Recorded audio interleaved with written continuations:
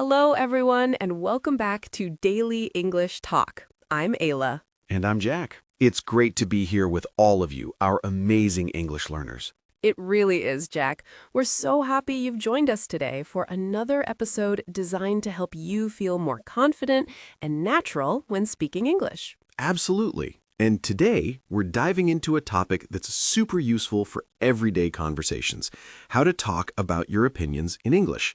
It's something we all do, right? Share what we think, what we like, what we believe.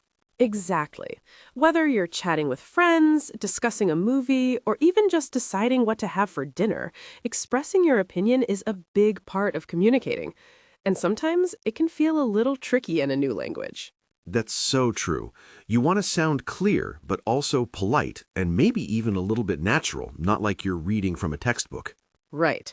So in this episode, we're going to explore some easy and effective ways to share your thoughts, agree, disagree, and generally express what's on your mind in English. We'll give you lots of phrases and real-life examples to help you feel more comfortable. By the end of our chat today, you'll have a whole toolkit of expressions to use, so get ready to boost your conversational English skills. Let's get started. So, Ayla, have you ever struggled to express an opinion in English even when you really wanted to? Absolutely, Jack. I remember discussing a movie once. I had a strong, slightly negative opinion, but I couldn't find the right, polite words. I didn't want to just say, "This movie is bad." It felt like I was trying to walk on eggshells. Walking on eggshells, a great expression for being super careful not to upset someone. I get that. It's tricky when you want to be clear, but also polite. Exactly. It's about finding that balance, whether you're being critical or just expressing a strong preference. English has so many subtle ways to do it. That's true. It's not just I think. The tone of voice matters too, but that's why we're here. We'll break it down. So, Ayla, when expressing an opinion, what do you consider first? Politeness, clarity, or something else? That's a great question, Jack. For me, clarity is key, followed by politeness. Let's start with simple ways to introduce your opinion. Perfect. What are some go-to phrases? I think or I believe are common. For example, I think this movie was interesting, or I believe learning English opens opportunities. These are very direct and good for general statements. Simple and effective, but for more nuance, to show it's your personal view, not a fact. Exactly. Use "in my opinion" or "from my point of view."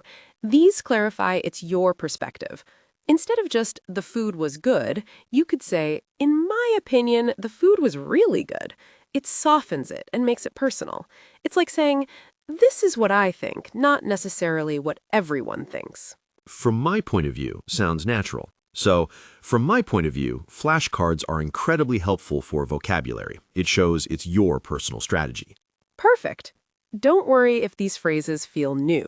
Practice makes them natural. The more you hear and use them, the more comfortable you'll become. Great reassurance. What if you want to express a stronger conviction, something you feel very sure about? Use "I feel that" or "I'm convinced that." For instance, I feel that consistent practice is key to fluency. This shows a strong personal conviction. Or, I'm convinced that everyone can learn a new language with dedication. This expresses a deep belief. I'm convinced that really shows a strong belief. It's not just a thought, it's something you truly believe in. I'm convinced that listening to podcasts like ours is one of the best ways to improve your English. I couldn't agree more, Jack. And speaking of agreement, how can our listeners agree naturally beyond just saying, "Yes, I agree," which is fine, but we can do better? Absolutely. Try, I totally agree with you, or that's exactly what I think. If someone says, coffee is the best way to start the day, you could reply, I totally agree with you. I can't start my day without it. It makes your agreement sound more enthusiastic. That's exactly what I think is fantastic because it shows you've really listened and you shared their sentiment. Another common one is, "You've hit the nail on the head." This means you've said something perfectly true or accurate, like you understood the situation completely. Hit the nail on the head. That's a great idiom. It's a bit more advanced, but very natural. So if I said, learning English is a journey, not a race, you could say, you've hit the nail on the head, Jack. It's a nice way to show strong, appreciative agreement. Exactly. Now, how about polite disagreement? This is where many learners feel a bit nervous. It's true. You definitely don't want to just say, no, you're wrong. That can sound very direct and even rude. Instead, you can start with something softer, like, I see what you mean, but, or I understand your point, however. These phrases show respect for the other person's opinion before you introduce your own. Excellent. They acknowledge the other person's view. So if someone says, I think summer is the best season and you prefer winter, you could say, I see what you mean, but I actually prefer winter because I love skiing. You're not saying they're wrong, just that your preference is different. Perfect. Also, I'm not sure I agree with that is gentle. Or I beg to differ, which is a bit more formal but still polite. It's about expressing your difference of opinion without causing offense. I'm not sure I agree with that is great for A2 learners because it's clear and not too strong. And remember, learners, it's okay to disagree. It's part of natural conversation. The key is how you do it, politely and respectfully. Right. It's about expressing your opinion without making the other person feel bad. So we've covered how to introduce opinions, agree, and politely disagree. What about when you want to ask for someone else's opinion? This is how you keep a conversation going.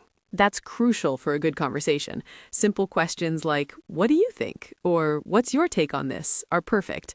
What's your take on this is a bit more informal and very common, asking for their personal view. I love what's your take on this. It sounds very natural. So if we were talking about a new restaurant, I could say, I really like the food, but what's your take on the atmosphere, Ayla? It invites your opinion specifically. Exactly. Or if you want to be a little more direct, you can ask, how do you feel about, for example, how do you feel about working from home? These phrases invite the other person to share their thoughts, making the conversation flow nicely and showing you value their input. Fantastic. So, to recap for our listeners, we've got phrases for stating your opinion, agreeing, disagreeing politely, and asking for others' opinions. It's a lot to take in, but remember, practice makes perfect. Don't worry if it feels a bit awkward at first. That's totally normal. Absolutely. We'll keep reinforcing these ideas throughout our chat. Now, let's imagine some more real-life situations. Okay, Ayla, let's put some of these phrases into action with a few practical examples.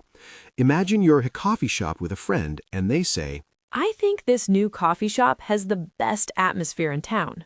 how would you respond if you completely agree? I'd say something like, oh, I totally agree. The music is perfect and the chairs are so comfortable. Or, that's exactly what I was thinking. It's my new favorite spot. I could spend all day here.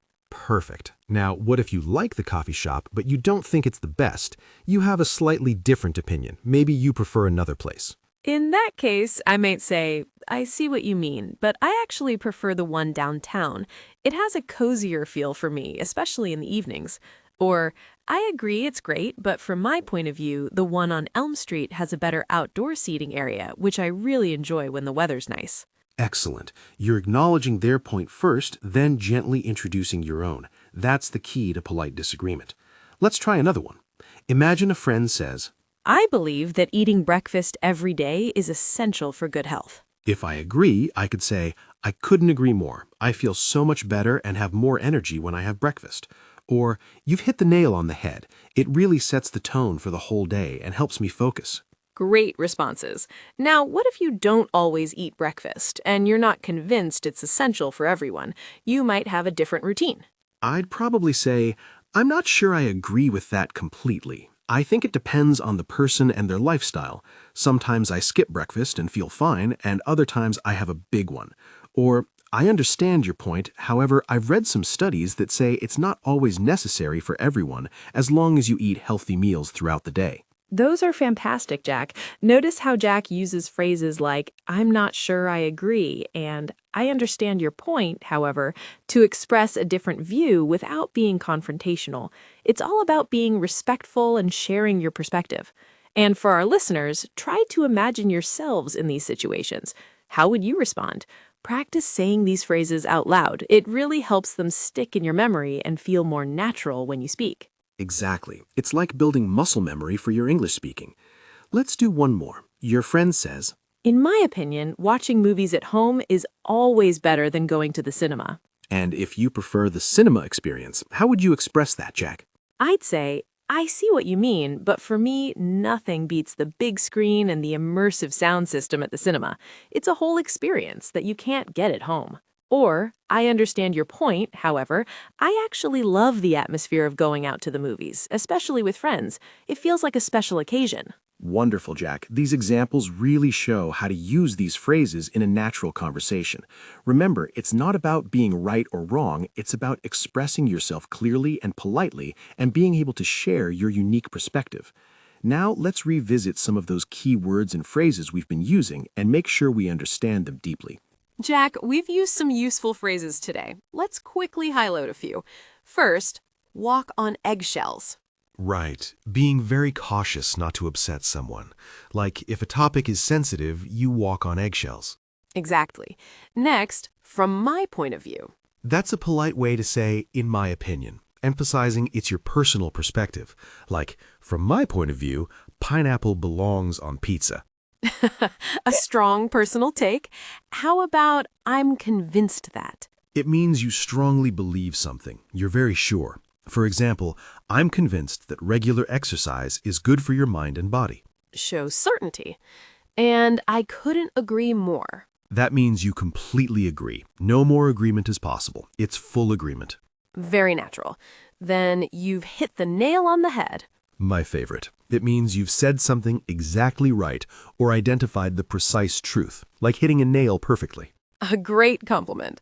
Finally, what's your take on this? A friendly, natural way to ask for someone's opinion, like, what do you think? So, Ayla, what's your take on these explanations?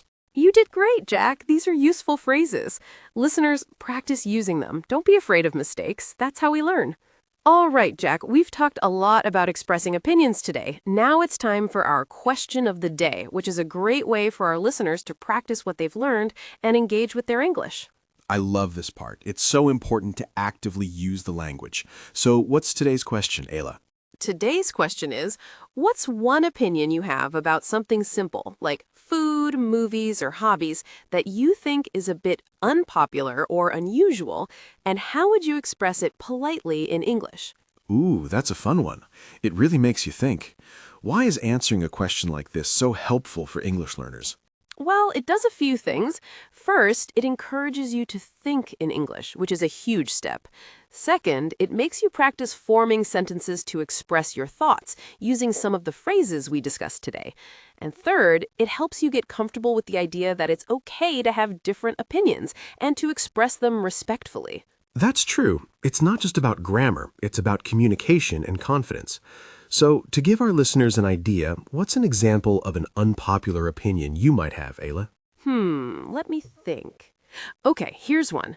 From my point of view, pineapple on pizza is actually quite delicious, especially when it's balanced with savory ingredients. I know, many people disagree.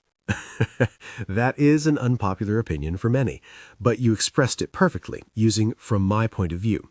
My turn. I might say, I'm not sure I agree that all classic movies are better than modern ones. I feel that many new films have incredible storytelling and special effects that older films just couldn't achieve. Another great example, Jack. You used I'm not sure I agree and I feel that to express your nuanced opinion. So listeners, think about your own unpopular opinions. Maybe you think chocolate ice cream is overrated or that reading physical books is better than e-readers. Whatever it is, try to form a sentence or two using the phrases we've learned. And don't just think it, try saying it out loud. Imagine you're talking to us, and if you feel brave enough, share your answers in the comments section wherever you're listening to this podcast. We'd love to hear your thoughts. Yes, please do. It's a fantastic way to practice and connect with other learners. We always enjoy reading your comments. Well, Ayla, this has been a really insightful conversation about expressing opinions. I feel like our listeners have a lot of new tools in their English toolkit now. I hope so, Jack. We've covered how to introduce your opinions with phrases like I think, I believe, in my opinion, and from my point of view. We also looked at how to agree strongly with "I couldn't agree more" and "You've hit the nail on the head." And importantly, how to disagree politely, using phrases like, I see what you mean, but, or I'm not sure I agree with that. And don't forget asking others' opinions with, what do you think? Or what's your take on this? Exactly. The most important thing to remember is to practice. Don't be afraid to try these phrases out in your daily conversations. The more you use them, the more natural they'll become. And remember, every mistake is a step forward in your learning journey. So keep listening, keep practicing, and keep speaking. We're so grateful you joined us today on Daily English Talk. We love being a part of your English learning adventure. Don't forget to subscribe so you don't miss our next episode, and leave us a comment with your answer to the question of the day. From me, Ayla, And me, Jack. we'll talk to you next time.